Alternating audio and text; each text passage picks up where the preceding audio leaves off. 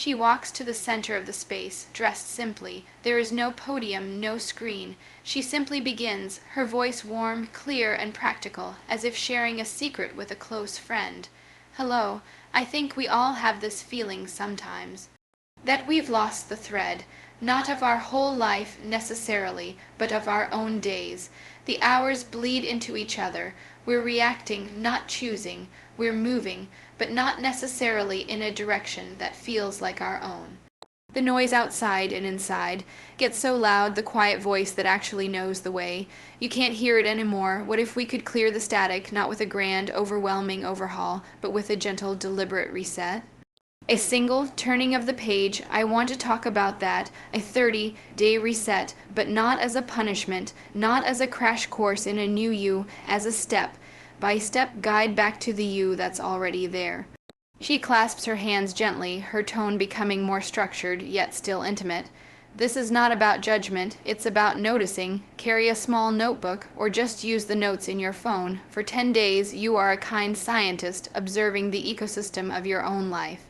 Don't change anything yet, just note the patterns. What time do you really wake up?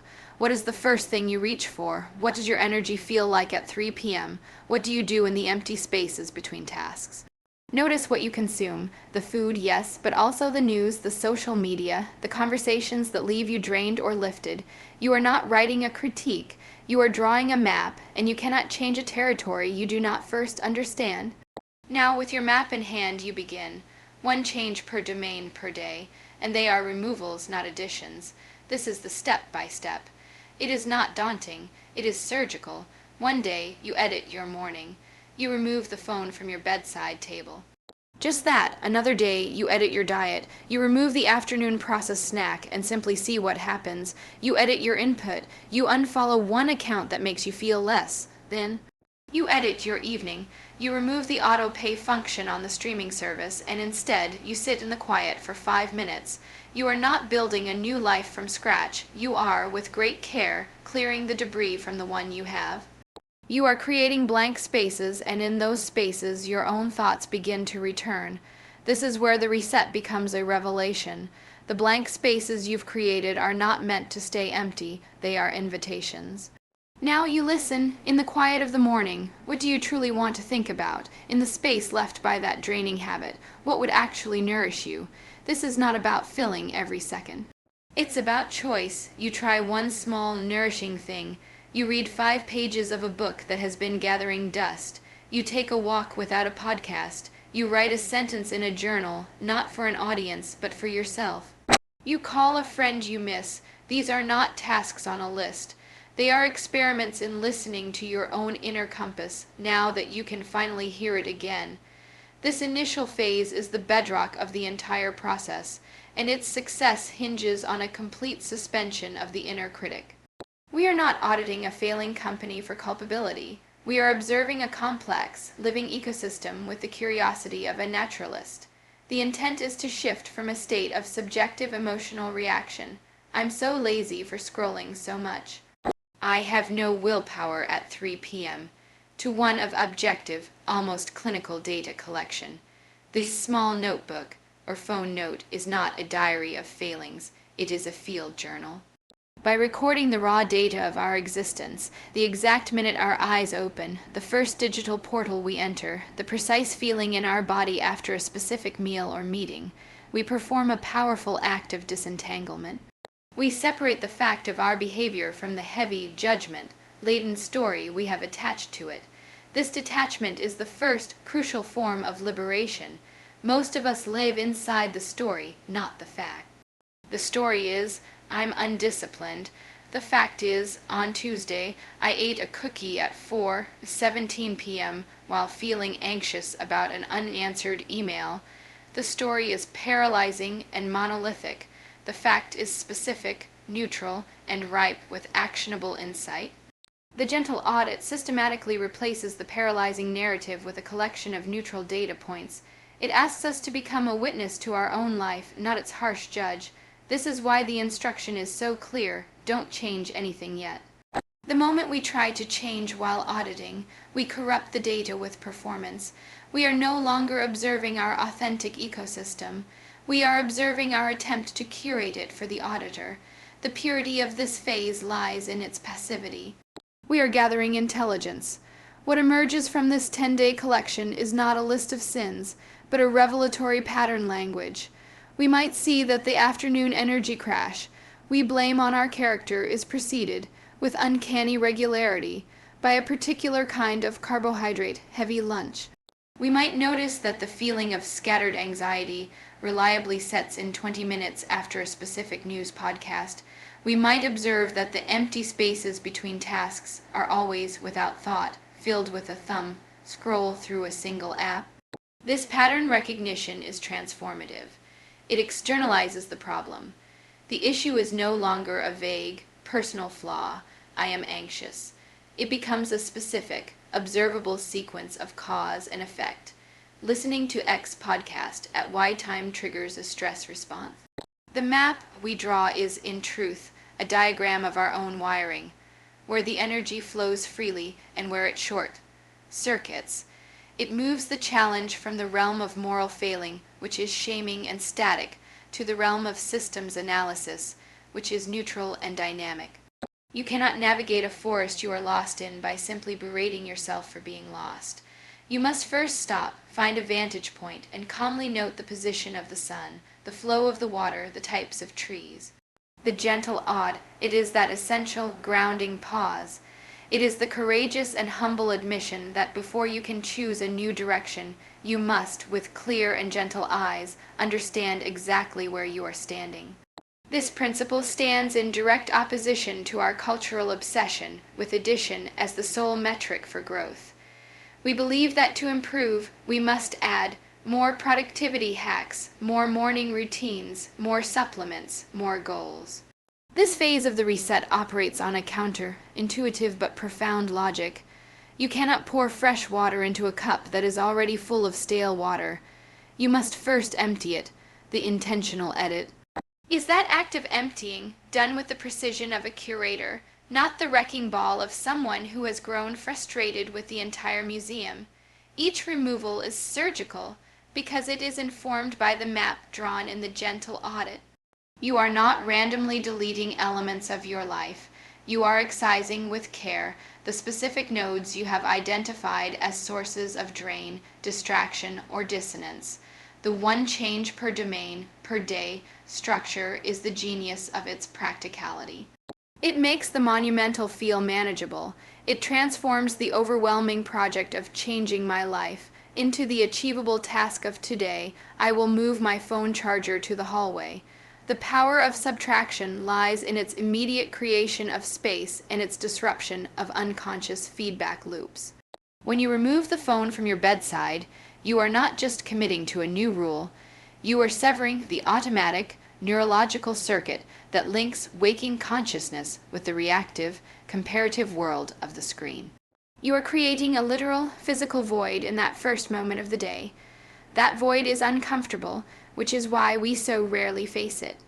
But within that discomfort is the opportunity for a different, more authentic impulse to arise, perhaps to stretch, to look out the window, to feel the texture of your own thoughts before they are shaped by external input.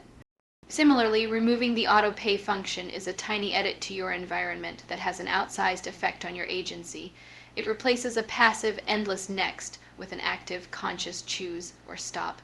Each subtraction is a small crack in the wall of autopilot. This process is framed not as deprivation, but as liberation. You are not giving up your snack, you are editing your diet to observe the true signals of your body. You are not losing a social media connection, you are editing your input. To curate a digital environment that aligns with peace rather than anxiety, the language matters deeply. It positions you as the author with a pencil and eraser, not a sinner undergoing penance. Each intentional edit is a vote for your own sovereignty. It is a quiet declaration that your environment and your habits will no longer happen to you by default, but will be gently shaped by you through choice. And as these small edits accumulate over 10 days, their compound effect is seismic. The debris cleared away reveals the underlying architecture of your days, the noise subsides. And as the speech promises in those newly created blank spaces, the quiet mornings, the conscious pauses, the uncluttered mental bandwidth, you begin to hear the soft, persistent signals of your own inner life, which had been drowned out for so long. You are not building a new self, you are clearing the site so your authentic self can be more fully present. This idea is the quiet engine of the entire reset. For years, perhaps, our internal and external landscapes have been filled to capacity, with noise, with obligations, with digital clutter, with the low, grade hum of autopilot activity. This saturation leaves no room for anything new, least of all for the subtle, quiet voice of our own intuition or the spontaneous spark of a genuine desire. We mistake this fullness for a life well lived, when in fact it is often just a life well buffered from reflection. The creation of blank spaces is therefore not a side effect of the reset. It is its primary and most purposeful outcome. These spaces are the fertile fallow ground required for any new growth. They are the pause between musical notes that gives a melody its shape and emotion. Without them, there is only noise. The intentional edit phase is a deliberate architect of this emptiness. Each subtraction, the phone from the bedside, the autopay function, the draining social media account, the processed snack is not merely the removal of a negative. It is the intentional carving out of a pocket of potential. That moment in the morning when you would normally reach for the phone and are met with nothing but the quiet of your room and the slowly brightening window is a blank space. That evening hour, no longer passively filled by the algorithmic next episode, becomes a blank space. These are not voids to be feared, but openings to be noticed. They are invitations into the present moment, free from the pull of a predetermined stimulus. In these spaces, the compulsive momentum of reaction is broken. You are, perhaps for the first time that day, actually at rest, not resting from something, but resting in a pure state of available awareness. It is within this cultivated emptiness that the conscious integration of the final phase becomes possible. You cannot listen to your inner compass if the air is full of static. The blank space is the silencing of that static. It is in the quiet of the unscripted morning that you might notice a long, forgotten thought or a creative impulse bubble to the surface. It is in the unscheduled evening that you might feel the genuine tug to call an old friend, or pick up a neglected guitar, or simply sit and let the day settle within you. These are not actions you could have effectively scheduled on a to-do list. They are whispers that can only be heard in silence. The blank space, therefore, is not an end in itself, but a sacred medium, the clear water in which the sinking stones of your own neglected interests, curiosities, and truths finally have the chance to settle and be seen. The reset does not hand you a new script for your life. It methodically clears the stage of the old, distracting sets, turns off the blinding, generic lights, and leaves you standing in a pool of quiet illumination. And in that new clear space, you begin to remember your own lines. You feel the impulse to move in a way that is authentically yours, and you start to hear, faintly at first and then with growing clarity, the unique rhythm of the life you are meant to be living. The blank space is where you stop performing a life and start experiencing it. This phase is the deliberate and quiet antithesis of the noisy self-improvement culture that shouts about massive action and relentless hustle. Having created blank spaces through intentional subtraction, the greatest temptation is to immediately fill them with new, better content, to swap social media for a language app, to replace auto-pay with a rigid reading schedule. But the speech wisely frames this not as a new round of addition, but as an experiment in receptivity. The core instruction shifts from do to listen. This is the critical pivot from external imposition to internal discovery. The blank space has silenced the cacophony of default inputs. Now, you must attune your ear to the softer, more subtle frequencies that were always there, just drowned out. This listening is an active, patient form of attention. It is sitting in the quiet of the edited morning and asking, with genuine curiosity, what do I feel like doing? Not what you should do, but what your mind, body, or spirit quietly leans toward in the absence of coercion. The actions that follow reading a few pages, taking a walk without a podcast, writing a sentence, are then reframed not as obligations, but as experiments. This is a profound psychological shift. An experiment has no failure condition, only data. You are not committing to becoming a reader or a walker. You are simply testing a hypothesis. If I open this book in this quiet moment, what happens? If I walk without auditory input, what do I notice? The pressure for performance evaporates. The goal is not to achieve a streak, but to gather information about your own authentic preferences and states of being. That journal sentence isn't for crafting perfect prose. It's a probe sent into your own inner world to see what it brings back. These small acts are the ways you begin a dialogue with a self that has been muted by years of reacting to external demands. You are learning its language again, one gentle, experimental phrase at a time. This process of conscious integration is how the reset moves from being a temporary cleanse to fostering lasting agency. By listening and then experimenting based on what you hear, you slowly transfer the authority for your choices from external scripts, societal, should, algorithmic suggestions, others' expectations to your own internal compass. You are recalibrating that compass by actually using it to navigate small, safe, blank spaces. Each time you follow a genuine, gentle impulse to stretch, to sketch, to sit in silence, you strengthen the neural pathway of authentic choice. You prove to yourself that your own instincts are valid guides. This is not about discovering a grand, preordained passion. It's about reclaiming the right to direct your own attention and activity moment by moment, based on a felt sense of what is nourishing rather than a cognitive list of what is productive.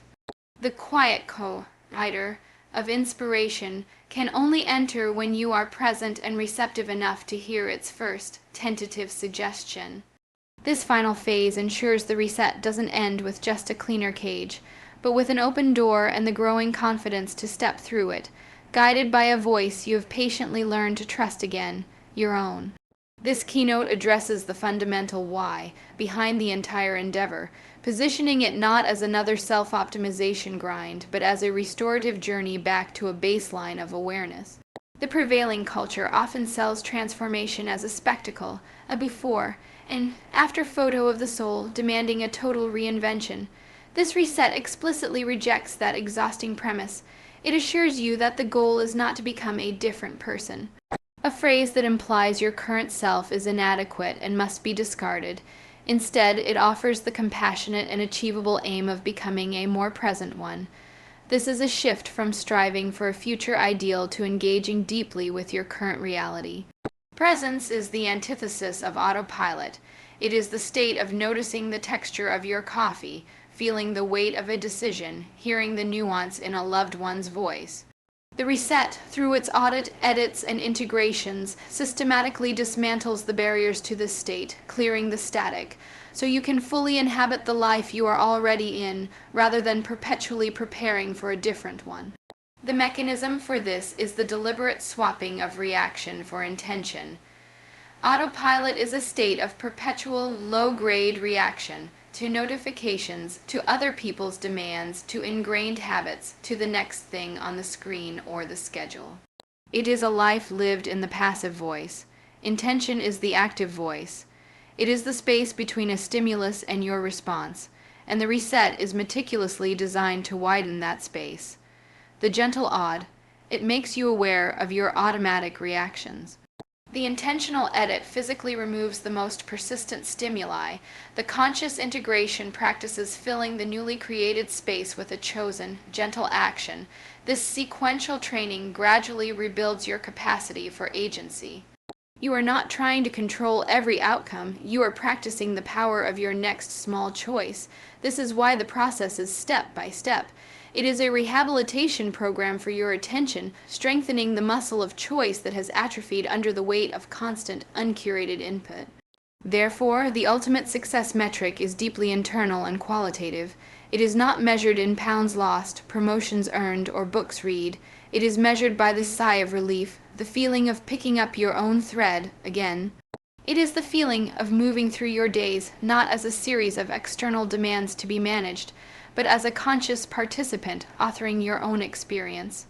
The clutter you declutter is ultimately the clutter in your attention, the distracting pull toward what you should be feeling or doing, which obscures what you actually feel and want to do. When that clutter is cleared, you are left with a simpler, more direct connection to your own existence. You are no longer performing your life for an invisible audience or a future judge. You are simply living it with a newfound awareness of the choices, small and large, that compose its fabric. The reset doesn't hand you a new script. It turns on the lights on the stage of your own life, quiets the audience in your mind, and hands you back the reins of your attention, so you can proceed with greater clarity, one intentional present moment at a time. The dream isn't a distant destination. It is the quality of attention you bring to the journey, and this process is a guide to reclaiming it.